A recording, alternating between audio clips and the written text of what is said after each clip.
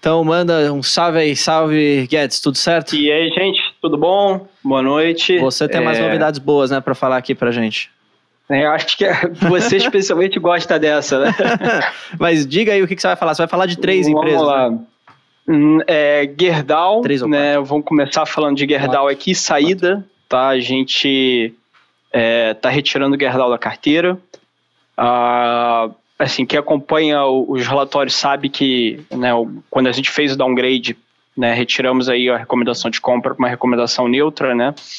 A gente enfatizou bastante que em termos de tese de longo prazo, enfim, a estruturação da empresa, tudo isso continua de ótima qualidade. A Gerdau, a gente continua nesse sentido, assim, se a gente for olhar os outros pares siderúrgicos, a gente continua preferindo Gerdau em relação a CSN e Uzi Minas, tá? Então, esse storytelling não mudou, né? Essa narrativa não mudou, porém, o que a gente acabou vendo foi, em termos de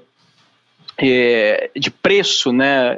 Se a gente olhar o upside ali ficou muito estreito, próximo ali ao resultado, da divulgação do resultado do segundo trimestre, e a gente viu boa parte desse upside sendo exaurido ali e em termos de múltiplo, a empresa começou a ficar com múltiplo mais caro, né, por uma percepção de que a gente ainda está numa fase de commodities deteriorada, né? Como o próprio cenário macro já cantou aí, China não está vivendo seus melhores dias, então o papel acabou subindo muito ali mais ou menos 30 dias antes, nos últimos 30 dias pré-resultado do 2T, e a gente tinha conversado com a empresa e a gente tinha averiguado que o resultado o resultado do 2T ia demonstrar uma queda ali sequencial de EBITDA. Essa queda acabou vindo ali mais ou menos em 12% tri contra tri de EBITDA, tá, no 2T. Então, tendo em vista que a gente esperava um resultado em queda no segundo trimestre, e aí o preço das ações estava subindo, uma coisa não estava condizente com a outra, né? Então, quando você vê o preço de tela subindo muito forte, e você espera uma redução de resultado, a gente observou que o mercado não estava agindo de maneira racional, né? Estava pagando quase preço de topo de ciclo, sendo que a gente está vivendo um cenário bastante difícil para o mercado de siderurgia. Então, por conta disso, a gente resolveu tirar aí Gerdau da carteira, tendo em vista que a gente também está em sinergia com o nosso downgrade aí do rating, tá? Então, retiramos Gerdau, colocamos Klabin, tá? Rosolini está chorando aqui de emoção. Rosolini, nesse momento, está emocionado, tenho certeza disso, tá? Bem, a gente fez a iniciação de Klabin tem pouco tempo, né? Foi um pouco ali antes da temporada de resultados do 2T, tá?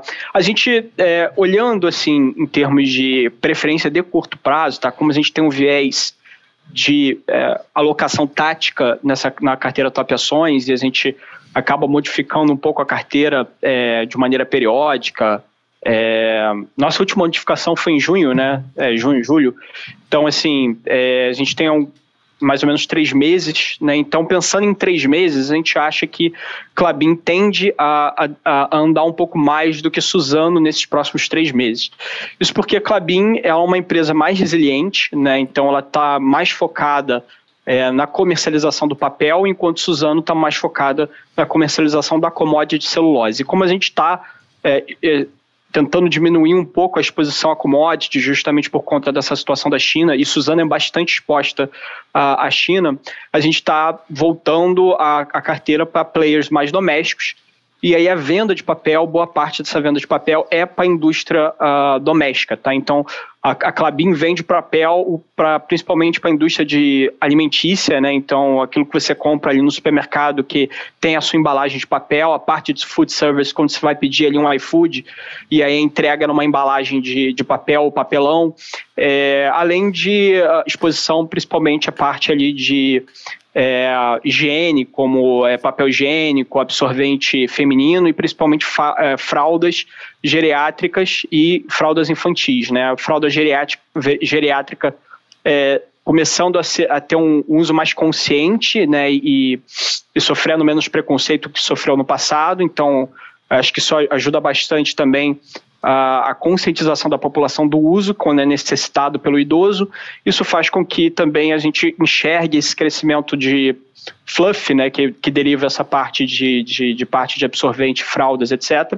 A gente vê com uma demanda potencial para frente muito interessante e, novamente, o papel acaba sendo mais resiliente do que a celulose, por isso a gente optando aí por colocar Klabin agora para esse curtíssimo prazo, enquanto a dinâmica do preço da celulose ainda está bastante nebulosa.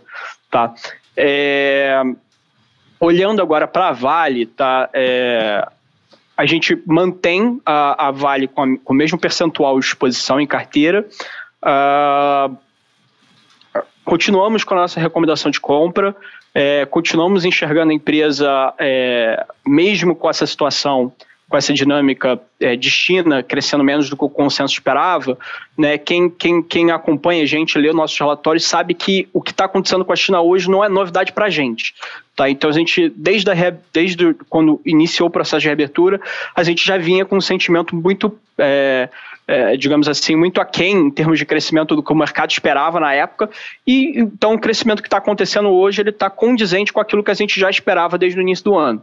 Então, olhando para as premissas que a gente usa da Vale, no modelo de Vale hoje, a gente não está com premissas otimistas para dar uma recomendação de compra, a gente está com premissas conservadoras, e mesmo assim, conservadoras entre aspas, né, digamos assim, tentando acertar, mas no sentido de nós não estamos mega otimistas com o preço do minério, etc., e nem com o mercado imobiliário chinês, pelo contrário, mas isso também, de alguma maneira, faz com que, mesmo no preço atual, e a gente ainda está vendo aí o minério rodando ali no patamar de $115 a tonelada, você vê que o preço de tela da Vale caiu tanto, né, o papel foi tão descontado, aí, caindo mais de 20% desde o início do ano, penalizado principalmente também pela questão de Ponta da Madeira, efeitos que foram não recorrentes, que devem melhorar bastante agora no segundo semestre desse ano, e novos triggers, como a venda justamente desse estoque que foi feito no início do ano agora, no segundo semestre, normalização dos custos da parte de C1, proventos extraordinários também com a venda da unidade de metais básicos, que foi recém-anunciada ali por 2,4 bi, deve subir mais ou menos ali 4% o dividend yield que a gente tinha para 2024. Tá, então a gente olha a situação toda da Vale, a gente ainda acredita que há uma distorção de preço, então por isso a gente mantém a Vale em carteira. E aí a minha última empresa agora é Mercado Livre, tá? Então Mercado Livre a gente está fazendo um aumento de exposição, tentando compensar um pouco essa saída da parte de Grupo Mateus ali, que é um player, né, do varejo, né, não é exatamente do mesmo nicho de varejo que o Mercado Livre, mas a gente procura também alocar essa parte de consumo, tentando compensar um pouco dessa queda da alocação do Grupo Mateus em um aumento na parte de Mercado Livre, focando também em peers domésticos. Pensando que, Mercado Livre é uma empresa da Argentina, com o seu capital aberto na Nasdaq em Nova York, que porém ela tem uma exposição muito interessante no Brasil, ali mais ou menos 50 a 40 e poucos % da receita total pertencente aqui no Brasil. Então, olhando para isso, a gente vê também a parte de fintech do Mercado Livre como uma avenida ainda de crescimento para a empresa. A companhia deve começar a aumentar o ritmo de originações agora, com a Selic caindo, então isso é favorável, principalmente para a carteira de consumer credit. No caso do México, a companhia implementou recentemente o cartão de crédito no México, que antes era só existia essa opcionalidade no Brasil. Então, hoje, a empresa já destrava esse potencial de crescimento da carteira de cartão de crédito pelo México. México, que, por sua vez, também, no segundo trimestre esse segundo trimestre agora, desse ano, superou a Argentina na parte de e-commerce, né? Então, já tem um GMV maior que o GMV da Argentina, em dólar, tá? É importante dizer que a gente olha a empresa dolarizada. Então, a gente também vê boas perspectivas de crescimento no México, tanto da parte de fintech com o cartão de crédito, quanto da parte de e-commerce ali, superando a Argentina, que é o país de origem do Mercado Livre. Por falar em Argentina, sobre essa precificação de risco de Argentina, a gente acha que já está boa parte da situação já está precificada. A companhia utiliza ali isso está mais explicado no relatório, então para mais detalhes, vocês acessem o relatório, mas ela utiliza um mecanismo que ela já está, no momento onde ela faz a conversão cambial, ela já está pagando um valor mais de 30% da caixa em relação à taxa de câmbio oficial. Tá? Então, isso significa que nos próprios números da empresa, a questão cambial ela já está muito mais precificada do que o próprio câmbio de mercado. Tá? Então, novamente, está explicado no relatório, então mais detalhes vocês acessam lá. Acho que da minha parte é isso.